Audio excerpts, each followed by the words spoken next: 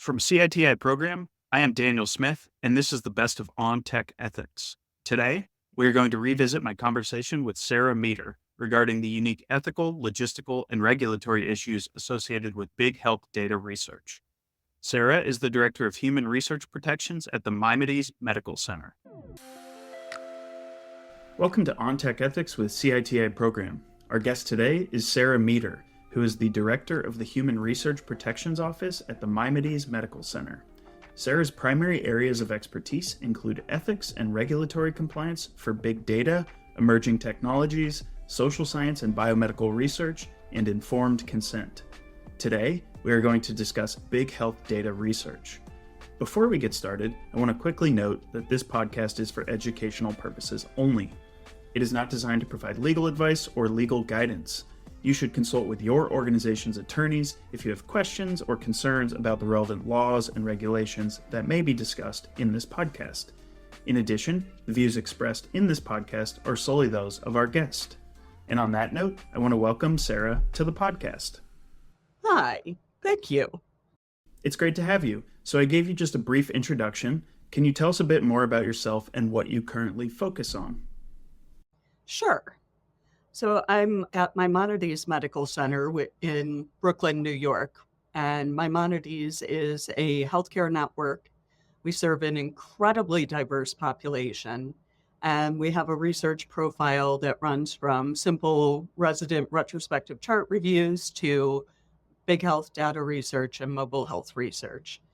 I am in charge of the institutional review board for Maimonides, and what I really kind of focus on right now is helping our administrators, researchers, and the public in our community to understand the ethics, regulations, and logistics involved in mobile health research and big health data research. Wonderful. So on that note, since we're here today to talk about big health data research, can you define that for our audience? And can you also share an example of this type of research? Absolutely. So big health data research, it kind of runs the gamut in terms of different types of studies. But big health data research involves the collection of large amounts of data for the purposes of research. The data typically is not generated specific to a study. It can be data collected from, say, the patients in a specific department in a hospital, or all the data from all the patients in a hospital, or all the patients in all the hospitals in a specific geographic region. It can also involve pulling in information, your kind of phenotypic data. So your information that you generate as a human being, all the bits of you that are out there, social media, your environmental data from any of your wearable devices, your internet searches, all that fun stuff can go into databases that are then used for the purposes of research. And an example of big health data research that a lot of people may have heard of is the National Institute of Health's All of Us project. So this is a project where their aim is to enroll 1 million people across the United States into a longitudinal study that involves collecting big health data. They are hoping that they manage to enroll a participant population that matches the diversity of the United States, because one of the problems in research as a whole is that enrollment tends not to be very diverse. And so it's not really representative of large parts of the population. So the All of Us project collects medical record information, pharmacy data, and genetic testing. They have patient surveys throughout the course of the study. And they also collect information from wearable devices, environmental sensors, and all of that type of stuff. So that's a pretty well-known example of big health data research.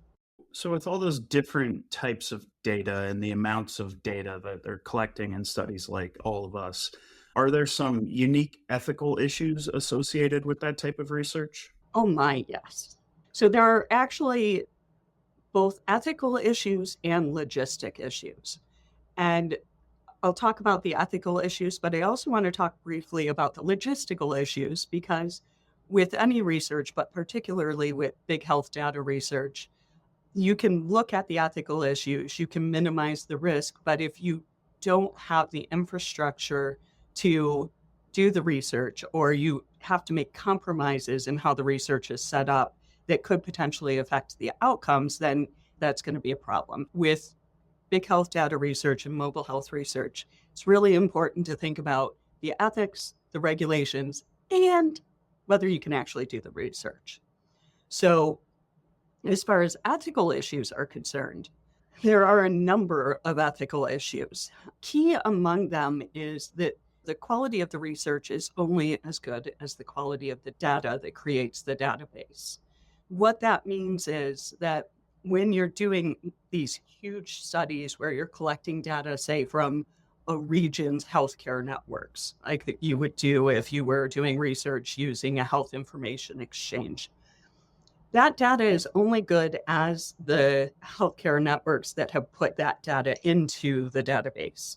So if you have hospitals where, say, they have a large part of their data that is actually still on paper, which some hospitals, oddly enough, have, then you're losing that part of the data that goes into what makes the full record. And if you have a healthcare network that has issues with inaccuracies in their records, then that can cause a problem with when you're looking at doing a big health data research study. Because if you're trying to figure out what's going on with a certain disease or with a certain population in terms of overall health and wellness, and you're looking at records that are not correct, then you're not going to get a really good sense of what's going on. So that's one issue. Another issue is that a lot of our records are not representative. So you can be pulling information for these studies and these databases that doesn't include a large part of the population. Say you have records from a predominantly white middle-class population, and you're trying to have research that has findings that would be applicable to non-white, non-middle-class populations. It just doesn't work well. And the other big issue right now is, well, there are a couple of issues. One is that we have kind of been going along the path of big health data research. And with a lot of these studies, we've been thinking about them in terms of identifiability and saying, well, we've de-identified the data that goes into this database. So in theory, it's not even human subject research, because with human subject research, you have to have the intervention or interaction that's systematically designed to contribute to generalizable knowledge, but you also have to have the human beings. And historically, when we have been looking at data that's stripped of key identifiers like name, date of birth, social security number, that type of thing, we have said, okay, this is not data that contains information about human beings anymore, so it's not human subject research. But, and this is not necessarily new, but people are just starting to really pay attention, almost everything is re-identifiable, especially now, especially with big health data research. It only takes, I think, 4 or 5 days of step count to re-identify someone based on what they've put on their social media. It's really, everything is re-identifiable. So you can't say, okay, this is minimal risk because nobody's identifiable information is involved. So that's kind of on the ethical side of things. And also with big health data research, because so much of this research is trying to look at what's going on with health and wellness for whole populations and looking at kind of trends and different groups of people, there's a very real possibility of group harms. So when we think about human subject research and how we think about approving a research study, typically we're thinking about the individual risk to a participant and kind of countering that with the potential benefit to the participant or the potential benefit to society, which is kind of a weird thing because in our regulations, we are told we can't think about group harms And so we're allowed to think about group benefits when we're thinking about approving a research study, but we can't think about if a group involved in the research would be harmed either in the short term or in the longer term. And that's a real problem with big health data research because there are findings that come out of this research that can have very real harms down the road for different groups and populations. So all of that's on the ethics side of things. On the logistics side, it's really important when you're thinking about big health data research to consider the quality of your data and also to consider how your systems operate together. So we can have somebody who proposes a wonderful big health data research study that involves AI and all of the bells and whistles, and they want to use all the data from our healthcare network. But our healthcare network doesn't have systems that speak to each other in that way. And so there's no way to have all that data compiled into a data repository for this magnificent research. So you have to be aware of that and aware of what's going to go into making the research work logistically when you're thinking about these things. You touched on a few issues that kind of get into the oversight of big health data research. But before we get into that, maybe we could just take a step back a moment, and could you provide us with just a brief overview of the current regulatory framework for research involving human participants? Sure. So there are levels of regulation that go into reviewing and approving human subject research. And there are different players that have different rules when it comes to what goes into human subject research. So if you are doing federally funded research, you have to follow federal regulations. If it is something that's under the purview of the Food and Drug Administration, then you have to follow their regulations. If it's under the purview of the Office of Human Research Protections, you have to follow their regulations. Their regulations are called the Common Rule. So it's 45 CFR 46. And then underneath that, you may have state or local regulations that have layering on top of the federal regulations or be in place of the federal regulations. And then you have institutional policy. These are for organizations that have to have institutional review boards or ethics review boards. So that those are the ones that are like your academic medical centers, your healthcare networks, that type of thing. We all have to follow those sets of regulations. Private corporations, social media networks, that type of thing, they don't have to follow those federal regulations. They do have state policies that they have to follow, but they are not under the purview of OHRP or sometimes the FDA. And so they can go ahead and choose their own route to how they're looking at the ethics of research. That's really helpful. So, when you were thinking about all of the unique ethical and logistical issues that you mentioned previously, how do you think big health data research fits into that current regulatory framework? And similar to an earlier question, does it raise any unique issues that we should be thinking about? You know, up until fairly recently, there was a lot of discussion and sometimes argument about whether big health data research, especially the big health data research with de-identified data, even fell under the purview of an institutional review board or required ethical review because it was considered not to involve human beings. And so therefore, it didn't have the same regulatory requirements or even a perceived need for ethical considerations.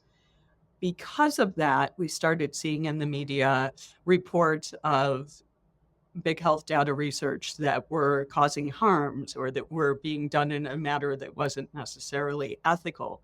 And so that caused this kind of clash between the people who wanted to have some sort of ethical and regulatory oversight over big health data research and those who really felt like that was stretching the mission of the institutional review boards or the ethical review boards.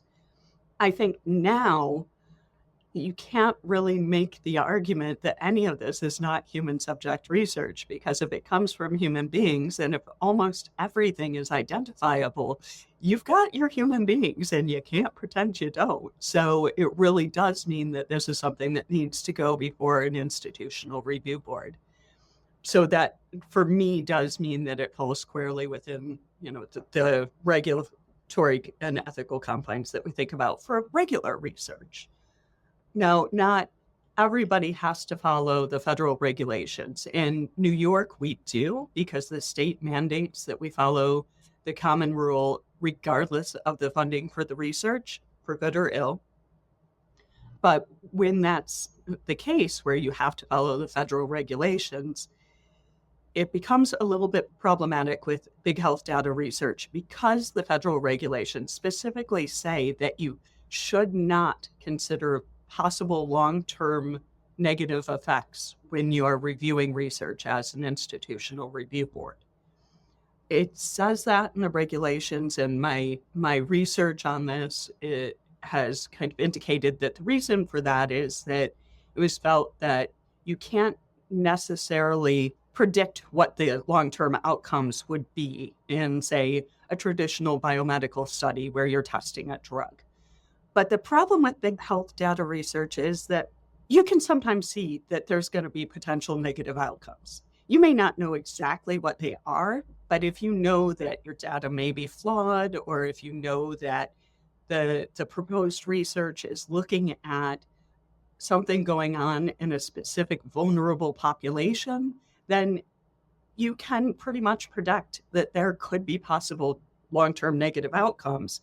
And that has to ethically go into your assessment of whether the study should be approved, or if it needs mitigation to minimize the risk of those long-term outcomes. And for quite some time, that was a comment that would have caused huge arguments at any conference I attended. People were very conflicted about it, because there are people who read the regulations and they want specifically what the regulations say. They read the should as do not, and say that IRBs can't look at possible long-term risk to groups or populations. But I just don't see how we can avoid it now. And it does seem like more and more I'm hearing people say, yeah, this is a problem with the common rule, that it's saying you can't look at these outcomes. We have to look at these outcomes. So that's, I'd say, one of the biggest things that's a regulatory issue at this point for people who have to follow the federal regs with these types of studies. Absolutely. So I guess going off of that a bit, do you have any recommendations for IRB folks as they kind of navigate that issue? Well, yes, navigate it and don't look away from it. I think, one of the things that has always been discussed as a potential issue with having IRBs really looking at these types of studies is the possibility that the IRBs don't have the expertise to do that. So I'd say one of my biggest recommendations for IRBs is, if you feel like you don't have the expertise on your committee to look at these types of studies, reach out to people you know are experts and ask them if they can help, or if they can recommend tools so that you can teach your committee members and learn how to look at these types of studies. It's complex, but so is cancer research, and we have to learn that. So we just have to learn this too. There are a lot of resources out there. I mean, you could just go ahead and search the internet on big health data research. You're going to get all sorts of articles that talk about, the potential ethical issues and all of that, and also how IRBs can start thinking about these things. And then just kind of review it the same way you would normal research. If there's a risk, think about it. Think about how bad that possible outcome could be if that risk does happen, and act accordingly. Certainly, I think that's very helpful advice. And among those resources out there, are there any specific ones that you recommend that our listeners could check out? Well, CITI has modules on wearable health research, big health data research, I believe. So that's a good place to go for that. And there are different groups out there who are looking specifically at digital health, which includes this realm. So the Digital Medicine Society, groups like that. There's also some of the other large groups, Public Responsibility in Medicine and Research, to have resources and their resource toolkits that can help with review of big health data and also artificial intelligence studies. So there's a lot of information out there that I think is very useful, and just reading as much as you can get your hands on, really. Thank you, Sarah. And I will definitely include links to some of those resources in our show notes so our listeners can learn more. And on that note, Sarah, do you have any final thoughts you would like to share that we did not already touch on?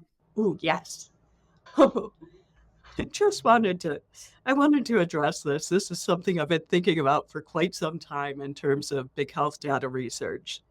For as long as I've been in this field, people have referred to the regulatory and ethical landscape for big health data research as the Wild West. And I started in this field a while ago now. We're talking years. I think it's time that we start reaching for something better and try and find a way to refer to the regulatory and ethical landscape that doesn't involve the Wild West. We can do better. We actually are starting to look at these regulations. We understand more of the ethics. Let's find a different term. That I would say that's my biggest thing right now. I think that's great. And I think that's a great place to leave our conversation for today. So thank you again, Sarah. And thanks to all our listeners for tuning in for today's conversation. As Sarah mentioned, we have quite a few resources out there related to this conversation that you may find interesting. So I invite you to visit CITIprogram.org to learn more about our courses that address big data research ethics. For instance, we have a new course on big data and data science research ethics, a course on tech and ethics that discusses wearable technology, AI, robotics, biometrics, and other technologies in research and healthcare. And we also have content on human subjects considerations for big data research. Again, you can learn more about all of these and more at CITIprogram.org. And with that, I want to thank Sarah again, and I look forward to bringing you all more conversations on all things tech ethics.